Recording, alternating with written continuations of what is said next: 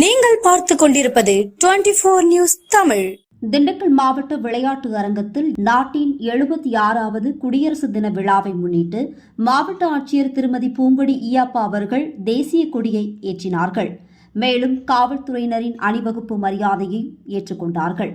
இந்நிகழ்ச்சியில் திண்டுக்கல் சரக காவல்துறை துணைத் தலைவர் திருமதி வந்திதா பாண்டே ஈகாப்பா அவர்கள் மற்றும் மாவட்ட காவல் கண்காணிப்பாளர் மருத்துவர் பிரதீப் ஈகாப்பா அவர்கள் தேசிய கொடிக்கு மரியாதை செலுத்தினார்கள். இந்நிகழ்ச்சியில் திண்டுக்கல் மாவட்டத்தில் பணிபுரியும் 69 காவல்துறையினருக்கு முதலமைச்சரின் காவலர் பதக்கமும், மேலும் மாவட்டத்தில் சிறப்பாக பணிபுரிந்த 100 காவல்துறை அதிகாரிகள் மற்றும் ஆளுநர்களுக்கு நினைவு பரிசு மற்றும் சான்றிதழ்களையும் மாவட்ட ஆட்சியர் திருமதி பூங்கொடி ஈயாப்பா அவர்கள் வழங்கி பாராட்டினார்கள். 24 நியூஸ் தமிழ் செய்திகளுக்காக திண்டுக்கல் மாவட்ட செய்தியாளர் ஆஷிக் அலி.